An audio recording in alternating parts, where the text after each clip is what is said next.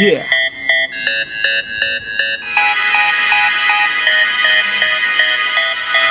Let's go. Wah.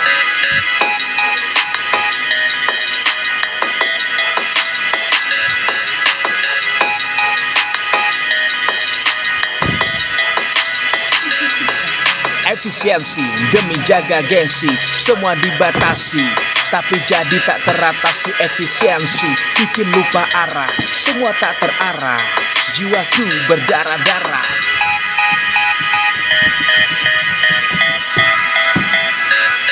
Awalnya semua aturan dibuat demi masyarakat sekelebat lewat, ternyata hanya demi kerabat. Takut kehilangan, apapun dilakukan, orang tak salah dikorbankan ujung demi keserakahan.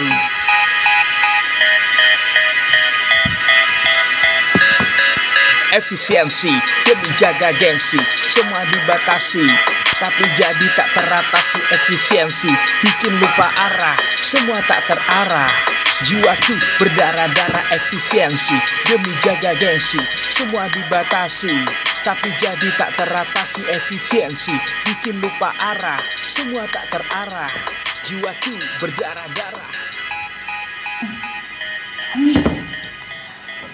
Pahit lagi. Padahal aku sudah bilang sama Nakpa, ya gulanya yang banyak. Aku ini kan sedang butuh asupan gula ke otakku untuk memudahkan aku berpikir tentang tugas ini. Tapi tetap saja alasannya efisiensi. Katanya gula sedang mahal, duit lagi cepet. Tapi nggak lihat, dia baru saja masukin pegawai warung yang baru, yang tugasnya ya cuma ngelap-ngelap meja. Lah, padahal kan pegawai lamanya yang tugasnya masak mie, bikin kopi, dan senyumin pelanggan juga bisa sesekali ngelap meja. Mejanya juga kecil. Ya memang, aku sedang menyelesaikan tugas dari dosenku yang baru kudapatkan 2 hari lalu dan harus dikumpulkan besok siang. Tugas dari dia memang banyak akhir-akhir ini. Ya bukan karena dosenku jahat. Dia harus mengajar di 3 mata kuliah yang berbeda untuk 2 angkatan sekaligus.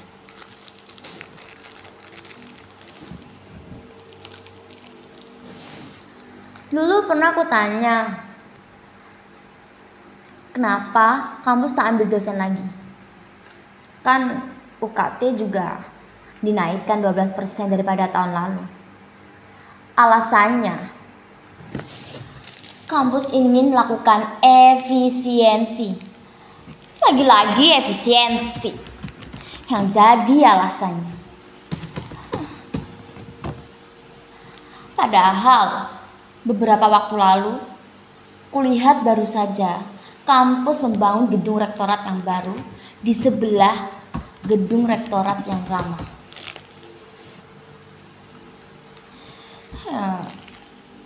Dengan alasan gedung yang lama catnya sudah mulai mengelupas karena bocor di sana sini. Bukannya tinggal ganti genteng atau talang air ya, dan mengganti temboknya dengan cat yang baru. Gak harus bangun gedung rektorat yang baru kan? Alasan aku gak boleh berpikiran jelek. Bisa jadi dengan ruangan yang nyaman, AC yang baru, dan penataan interior yang menarik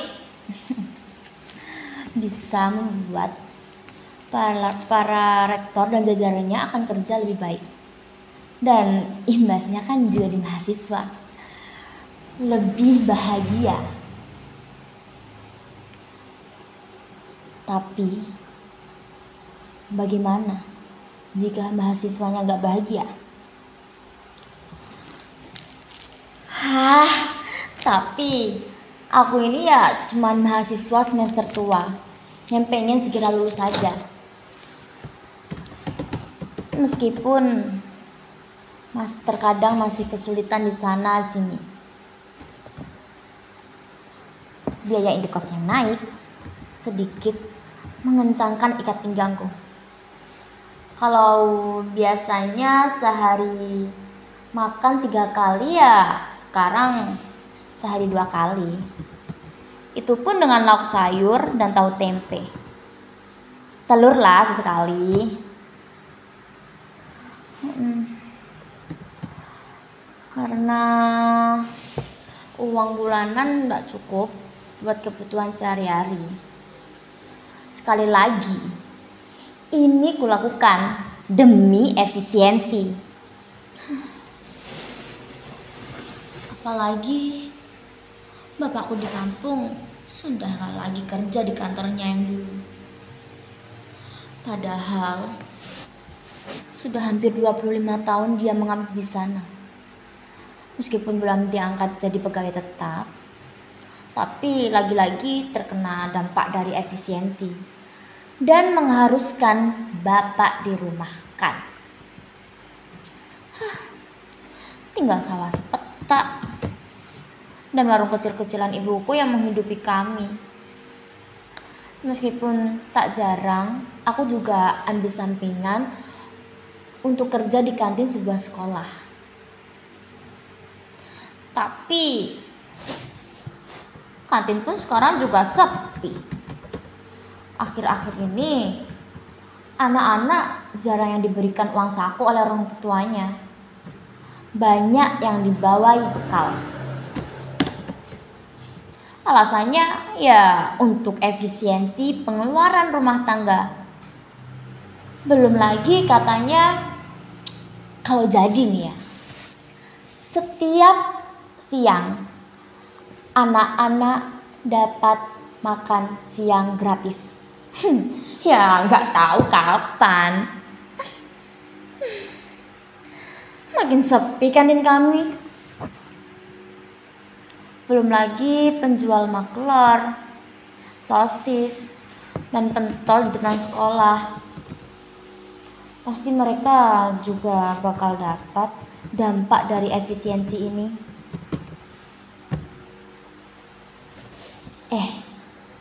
Atau jangan-jangan efisiensi ini gara-gara makan gratis itu ya. Tapi gak mungkin lah. Kan makan tuh biar sehat, anak-anak jadi cerdas. Harus positive thinking aja toh.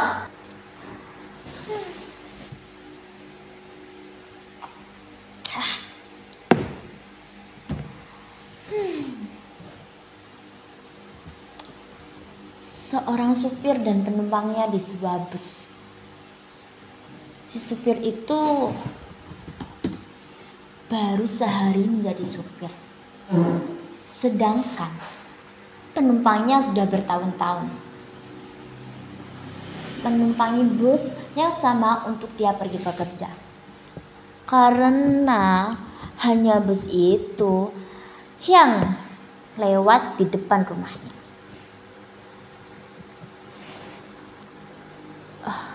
Kebetulan saat itu tuh hari Minggu.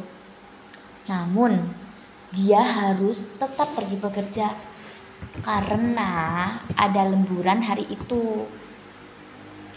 Dia berangkat dari pagi setelah fajar sehingga tak sempat penumpang sarapan di rumah. Ya terpaksa membawa bekal sepotong roti dan sebotol air mineral di dalam tasnya.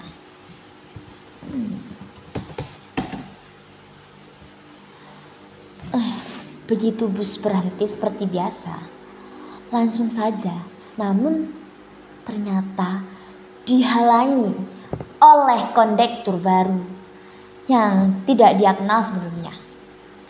Katanya sih, penumpang bus harus lewat pintu belakang. Ya sudah, dia menurut saja. Begitu naik bus, dia langsung duduk dan ditarik karcis tidak seperti biasa. harga karcisnya itu lebih mahal, 12.000. Katanya subsidi karcis hanya untuk yang punya barcode saja. Alasannya efisiensi, karena solar juga susah. Karena tidak mau terlambat, si penumpang menurut. Tapi hal yang cukup membangunkan tidak selesai di situ. Bentar.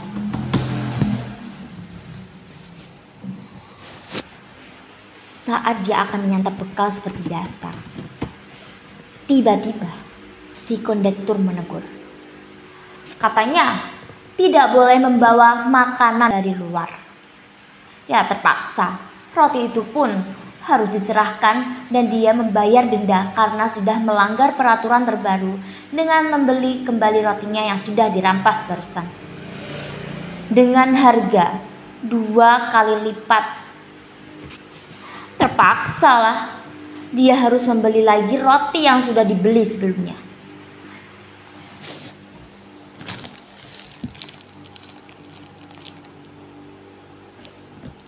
Terus, saat perjalanan, si supir menyalakan rokok. Padahal sudah jelas ada tulisan dilarang merokok di bus ini. Tapi ternyata supir dengan seenaknya melanggar peraturan yang dia buat sendiri. Dengan alasan itu hanya berlaku pada saat hari efektif saja. Tidak pada hari Minggu atau Sabtu, karena itu ya termasuk hari libur. Termasuk tanggal merah pada hari-hari besar keagamaan. Menurutnya saat itu dia bukanlah sopir. Mungkin baginya dia hanya seorang yang kebetulan memegang kemudi sebuah bus.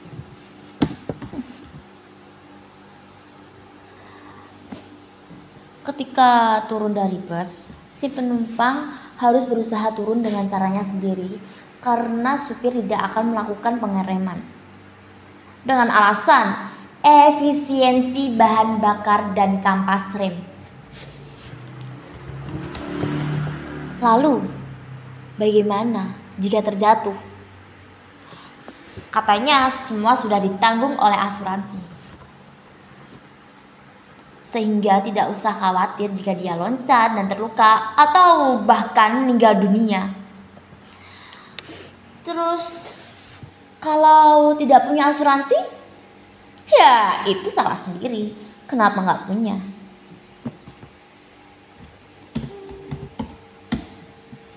Itu hanya secuplik cerita tentang kejadian di salah satu negara di benua Afrika sana. Kalau di sini ya nggak mungkin lah. Apalagi kok sampai ada orang yang mengorbankan orang lain yang lebih lemah dari dia dengan alasan efisiensi, ya toh?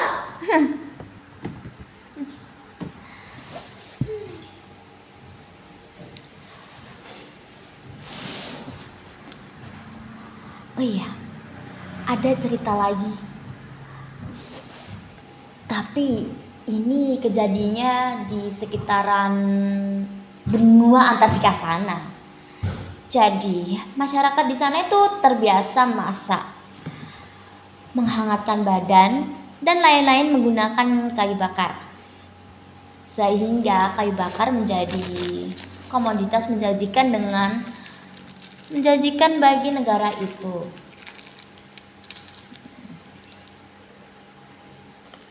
Sehingga pemerintah sana menjadikan kayu bakar sebagai sumber pendapatan negara. Jadi setiap kayu yang dibakar itu ya akan dikenakan pajak, dihitung berdasarkan per meter tinggi asap yang ditimbulkan dari cerobong asap. Meskipun kayu yang ditebang adalah pohon milik mereka sendiri, kayu-kayu itu harus disertakan di negara dengan alasan takutnya ada defisit kayu bakar jika dikelola oleh masyarakat. Begitu sudah terkumpul, ternyata ada oknum yang sengaja menimbun kayu bakar dan menggunakan seenaknya saja, tanpa ada teguran dari pihak berwenang. Karena konon pihak ini juga mendapatkan sisa-sisa ranting dari kayu yang ditimbun. Bagaimana jika masyarakat di sana kedinginan karena mereka harus mengirit kayu yang mereka bakar? Katanya, ya mau gak mau mereka harus melakukan efisiensi penggunaan kayu bakar, dan itu sudah menjadi resiko karena mereka tinggal di sana. Dan mau gak mau harus terbiasa dengan dingin dan hipotermia yang bisa saja datang sewaktu-waktu. Kok ada ya pemerintah yang dengan sengaja membiarkan rakyatnya kedinginan dan menderita dengan alasan efisiensi energi? Sedangkan sebagian orang yang lain menikmati kehangatan dan hidup tanpa kekhawatiran akan keterbatasan. Barangkali mereka harus tadi banding pindah ke sini, ya ke negara saya. Mana ada alasan efisiensi energi yang kemudian dibebankan dampaknya ke masyarakat. Nah, untungnya saya tinggal di sini, nggak di benua Afrika sana atau di benua Antartika sana. Kasian ya orang-orang yang tinggal di benua Antartika sana. Ya toh?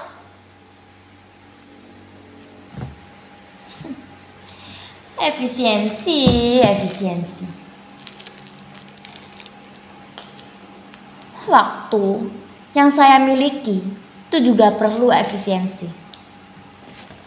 Listrik yang saya pakai juga perlu efisiensi. Lambung saya juga harus efisiensi. Duit yang saya kena efisiensi. Kata yang keluar dari mulut saya efisiensi. Lebaran efisiensi, kerjaan efisiensi, dan lain-lain yang semestinya efisiensi.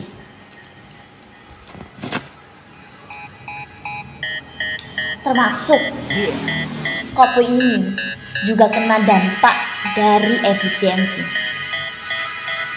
Tapi jika ada yang harusnya diefisiensi tapi tidak diefisiensi, lebih terkesan menghambur-hamburkan anggaran. Apakah itu masih bisa dianggap sebagai efisiensi? Sedangkan yang lain kena dampak efisiensi. Efisiensi.